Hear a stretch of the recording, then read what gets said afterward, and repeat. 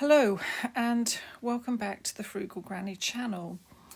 It's Friday the 1st of August and I'm recording this rather late at night in my room, and I've been putting it off all day, quite frankly, because I did say on Thursday that I would upload a self-reflective about my college reunion on Saturday, and I've been feeling quite sensitive today, let's just put it that way, and I've not really sure that I've wanted to do this, but I said that I would, and so we'll see where we go with it. Anyway, first of all, before we go any further, welcome to those of you that are new or relatively new. My name's Ali, I'm Frugal Granny, and since about the middle of April I've been recording here on YouTube my retirement journey. Now, when I started, I honestly didn't think it would be a journey. It's been quite a revelation to me that retirement is a journey, it's a process. It's not just a moment in time when you leave the office and enter a whole new reality. It's a gradual thing, from the moment that it sort of dawns on you that you've had enough until, I guess, all your annuities are in place, your finances are settled, and you're in a bit of a new routine. But life is ever changing. Anyway, as some of you know who are my regular followers, I went to my college reunion last Saturday. I drove south for several hours and met up with people that I studied with 45 years ago. I'll link the college reunion video at the end of this video and in the description, so if you're interested in watching that, you can.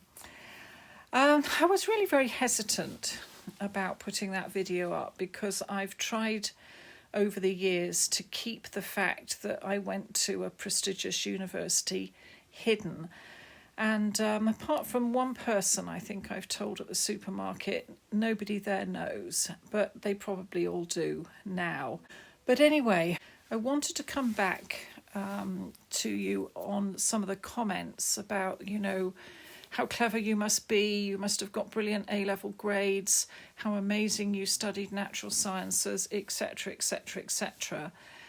And I don't really quite know how to say this, but I don't come from a privileged background, and I'm not exactly particularly intelligent. I wouldn't call myself an intelligent person. I would call myself a persistent person. I have, ever since my student days, suffered from imposter syndrome because deep inside I don't honestly think that I deserved to go to Trinity College, Cambridge. As I said in the college reunion video, I was one of the second intake of women into the college in their, I think, 750-year history or something. I don't know the exact figures. I do know that there were 750 pupils in the college then, and there were 56 women, and I was one of them, one of the second intake. And the reason I chose Trinity basically was because it had been a male college and it had opened its doors to women, because I had spent the previous 7 years at a girls' private boarding school. And I think when I answer a few questions that people have asked me on Monday, some of the reasons why I am who I am and do what I do will become more apparent, because they do stem from those 7 years at a girls' boarding school. Anyway, to go back to the whole Cambridge thing, I did go to a girls' boarding school, and that again was not because of privilege, it was accident, it was serendipitous. My father was an agricultural science teacher. Back in the 60s, they actually taught agricultural science at secondary modern schools. I don't think secondary modern schools exist now. But like a lot of people of his generation, he wanted a better life for his family, and he He was desperate to emigrate to Canada, but his mother really was very against it. I think she threw what we would call these days a bit of a wobbly, and put her foot down. I'll never see my grandchildren. What if I die while you're over there? Because you've got to remember, back in those days, flying somewhere was a really big deal. Most people did tend to go on boats. And anyway, still in pursuit of the better life, my father decided that the next best option was to take a short-term contract with the Ministry of Overseas Development and become an agricultural science teacher at a secondary school in Africa. So we set out for Africa in April 1969, and I don't know quite how we got to Southampton, but at Southampton we got on a mail boat. It was the SS Arani, and we sailed for Cape Town. While we were away, my paternal grandmother died. So it wouldn't really have mattered whether we'd gone to Canada or Africa. She would have departed this life anyway. But once we had spent 3 years there and came back to the UK, my father decided that this was the life for him or for us, and he took another posting in the Western Pacific in a place that was then called the Gilbert and Ellice Islands. It's called Kiribati now, which is spelt Kiribati. And because there was no secondary education as such on that island, I would either have had to have gone to school in Australia or in the UK. They decided that the UK would be best, so I was shipped off to a girls' private boarding school in the West Country. That's where I spent the next 7 years. And it is a well-known fact, backed up by research, that girls actually do better education when they're in a single-sex environment. And to be honest with you, I had nothing else to do really during those 7 years other than to study. And I did study. I studied very hard. It was quite competitive. And when we got to the sixth form and applying for universities, it was put to me and to one of my classmates that we might like to apply for Cambridge University. It never came from me. It was a push from the school. And at the time, I think the British government was also having one of its infamous drives to get women into industry. And on the back of that, I was sent to quite a lot of sixth form conferences and things to do with science, and sending me to Cambridge became all part of that. So the school had this mission to get its first 2 girls into Cambridge, myself and my classmate, who will remain nameless. And she got offered 3 E's at A-level to study economics at Girton College, which is, well, it was an all-women's college, but that year it took its first group of male students. It's now a mixed college. And because I was studying sciences at A-level, I decided that I wanted to go to Trinity College, basically because it was a male college that had gone mixed and it had a good record for sciences. Anyway, what happened was that during my final sixth form year, by this time, mind you, my parents had moved from the Western Pacific to Southern Africa, and they were in Southern Africa at this time on a 3rd posting. And my mother had what we now realise was a stroke slightly before, the week before term ended, Christmas 1978. And she didn't say anything to my dad because she didn't want to spoil Christmas. And my brother and we flew out, and we were picked up at the airport, and we were, I think, at a restaurant 2 days before Christmas Eve, and my mother had another stroke. What happened after that was a bit of a whirlwind. The British ambassador got involved, or was he the consul? I don't know. We were given access to the diplomatic car and the chauffeur.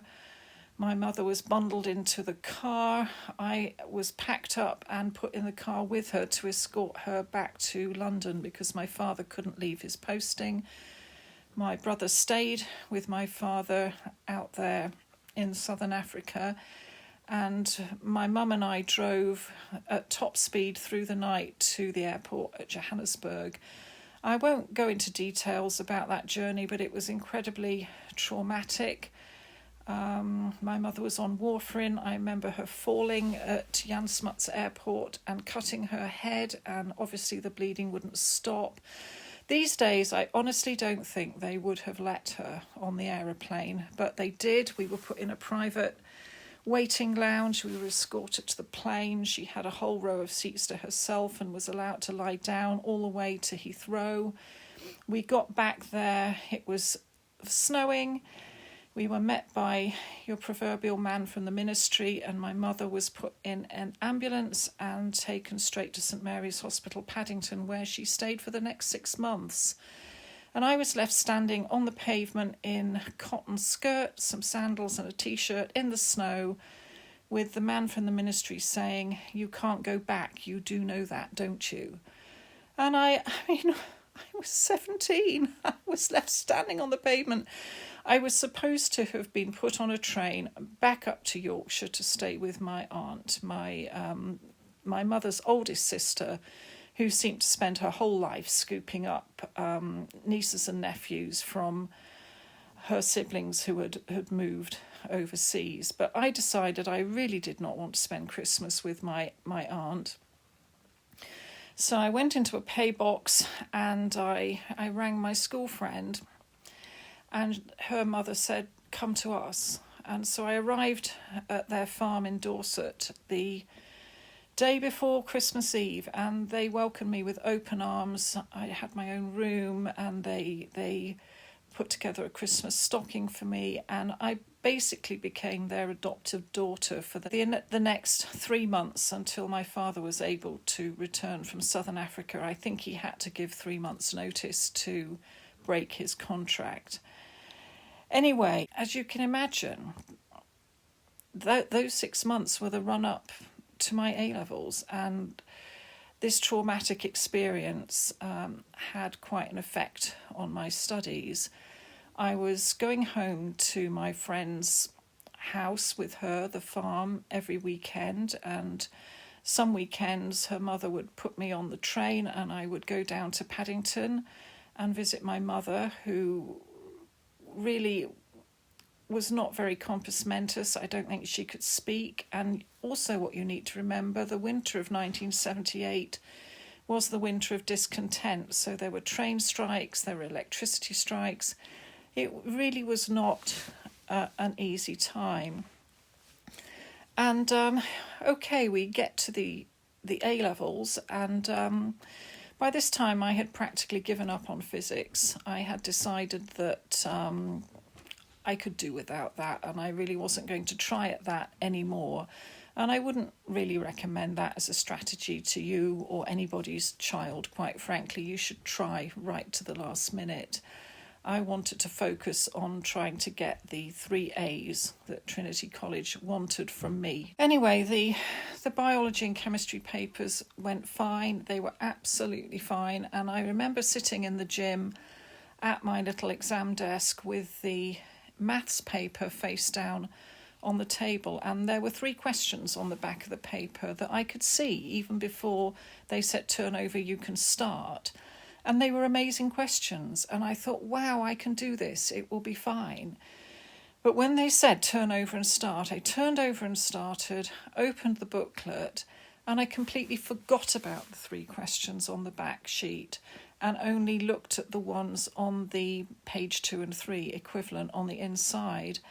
And they were not such good questions for me. And I got to about 15 minutes before the end of the exam, and I'd done everything I could. And you know how you do, you turn the paper over. And then I saw those 3 questions and I just burst into tears. And I just realised that I had blown all my chances, because I hadn't turned the paper over and I couldn't answer those questions in 15 minutes. So basically, no, I didn't get fantastic A-levels. My chemistry and my biology were fine, but I failed my physics and I scraped through my maths. So I did not get the grades I needed to go to Cambridge. And to be honest with you, I sometimes wonder if I would have been better going to Reading to read, it was agricultural, something to do with plants and agriculture, obviously highly influenced by my father. And I think I would have liked it there. My two other school friends were both going there. They shared a house there for 3 years. And to be honest with you, I would have loved to have been there with them. But my headmistress was a force to be reckoned with. She was very much of the old school, and she was determined that the two of us, my classmate and I, were going to Cambridge.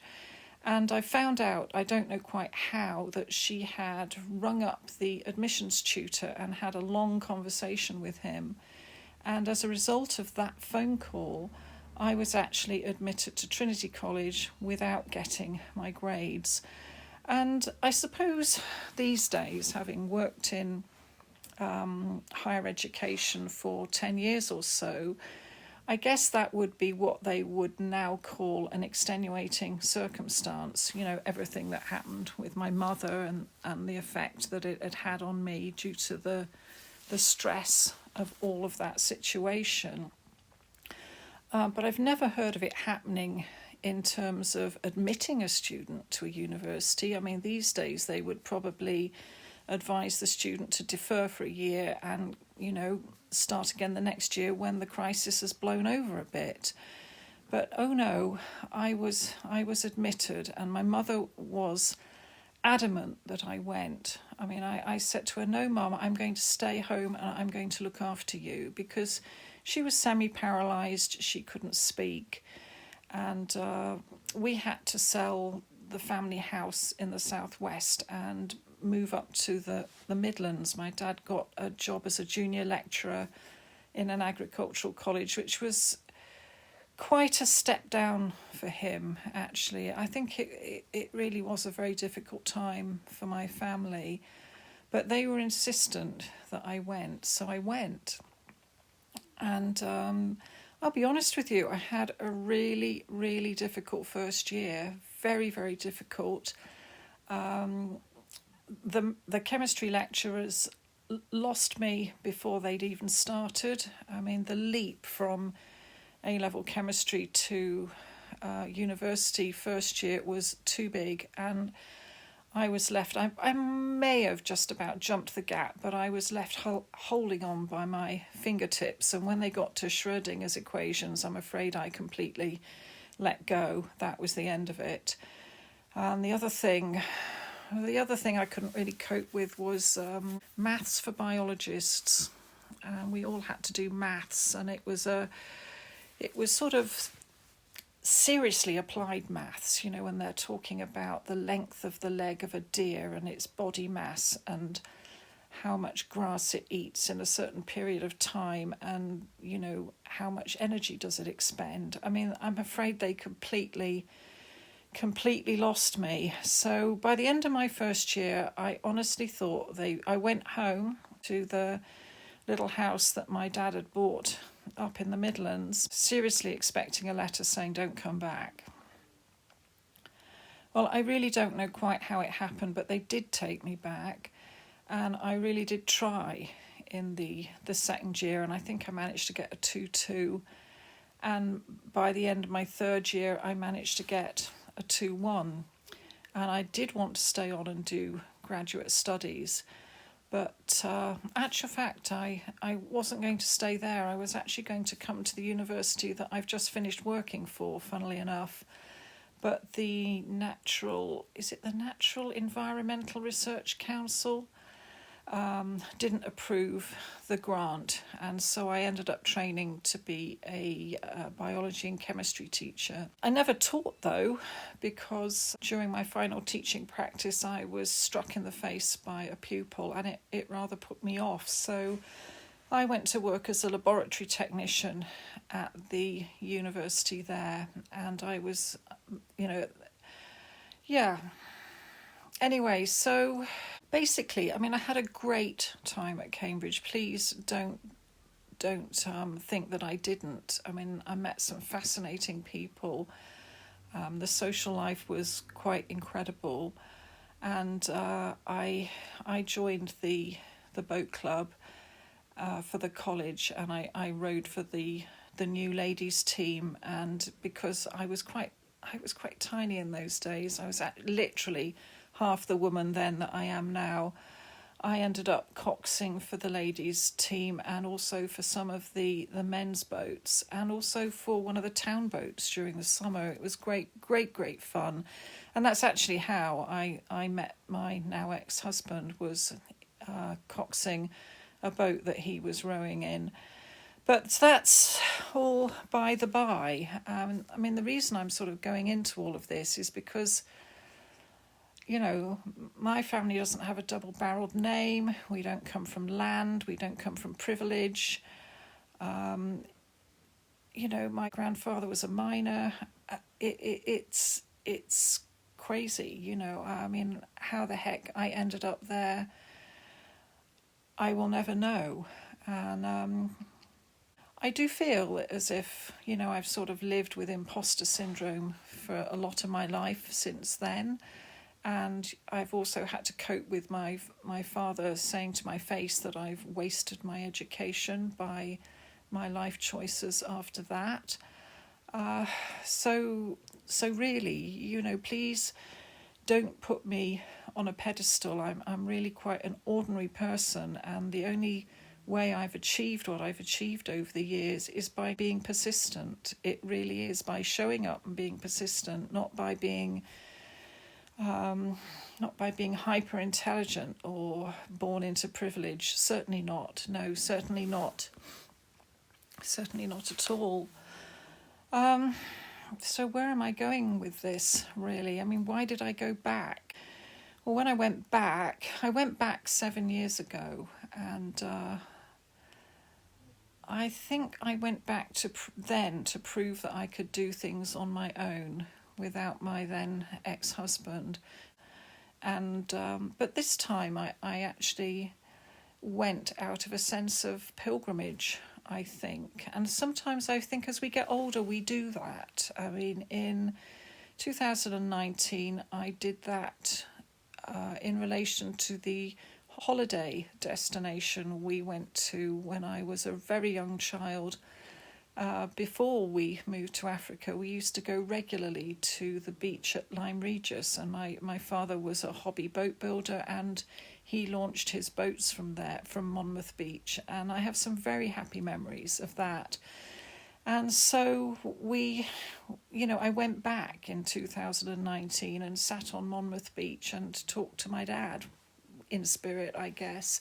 And I think going back to my college last Saturday was a bit like that. And that's, I think, really why, one of you said I seemed a bit poignant at the end when I was saying goodbye, because I think probably that was goodbye. I sort of went to lay a few ghosts, put a few things to bed, metaphorically speaking, and move on into a new chapter.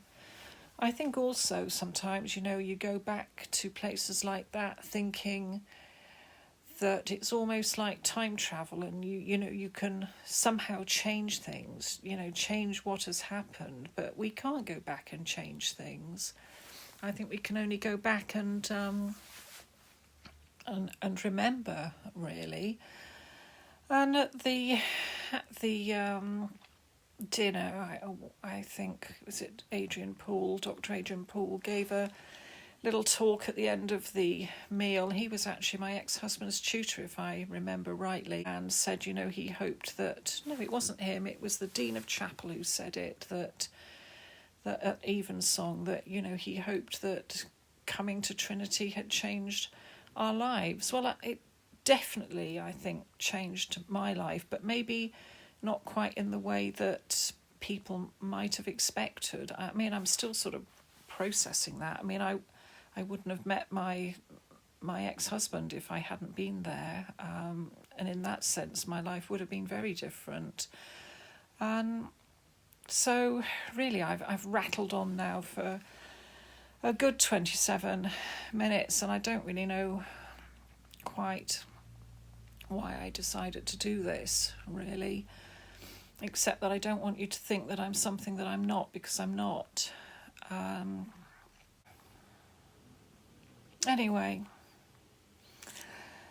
Anyway, today is the 1st of August. It's my first day, as I said on Thursday, in uncertain waters. It's my first day, really, of my life falling back on my own wits, so to speak. And I think maybe going to that reunion last Saturday was quite important in a sense for that rite of passage. I can leave universities behind now and just enjoy being the new me, really. So please don't think more highly of me than you should, and we'll just see where this goes from here. Sometimes it's important to look back before we can move forward. So I think probably that's why I've done this. I've been mulling things over a lot in the last week, and I think my soul's been quite burdened, and I just hope that maybe saying all this to you will help me unburden and help me move forward. And it's not been easy. I've been very tired this week, very, very tired. The whole retirement journey has been exhausting, really. I've slept most of the day. I really had hoped to have scripted this video a bit better, but I haven't. And I'm just going to stop here now, because I think I've said what I came to say, is that I'm not sure I got into Cambridge on my own merits. I got in on the back of my late headmistress's persuasiveness and the generosity of spirit of the then admissions tutor, whose name I have now remembered. I have been trying to remember his name all week, and it has been elusive. And that's really what I meant when I said that in my last video, that my mind has gone fuzzy, but then that information was in an app slated for deep sleep, I suppose, and it's taken me 5 days to retrieve that information. But John Easterling, I will be forever grateful to you for believing in me. And I read his obituary online this afternoon, and funnily enough, the guy who was my tutor had some very kind and generous words to say about the late John Easterling, and about how he was a great champion for trying to open Trinity to women, and that may be another reason why he decided to take a risk on me. And I suppose I should be eternally grateful for that, but it still doesn't stop me feeling as if I am a bit of an imposter, really. So there we go. I'm always saying that, aren't we? So there we go. That's a little bit more of my backstory, I suppose. Some things about my mum, about my family that I don't mind sharing. I've shared these things in print over the last couple of decades in various now not available publications. Anyway, I'll leave that with you, and on Monday what I'm going to do is I'm going to have a roundup of some of the questions that have been coming up recently. I've got to the stage where I really cannot be answering some questions in the comments by writing a long essay. It might be better just to answer in a sort of questions roundup. So I'm going to do that on Monday. I think in terms of what you can take away from this is, don't expect your retirement journey to necessarily be emotionally uneventful. I mean, mine has been an incredibly emotional last 6 months. Quite exhaustingly incredible emotional journey. And I mean, over the decades, I have repressed so much, so much. So, to feel a tear pricking as I'm speaking to you is quite something for me. And I'm really hoping that over, the next months and years, I can have the time and the space to unpack some of this stuff. I also want to try and write some of my memories down, or maybe even record them, because, just the fact that I can't remember the name of the gentleman who was so kind as to give me a chance at Cambridge, it worries me intensely, and I want to get these things down before they go forever. Anyway, on that heavy note, I will see you on Monday. Guess where Kitty is? She's on my bed snoring. I'll see if I can catch her. I don't really want to disturb her. She didn't like it last time, but I'll try.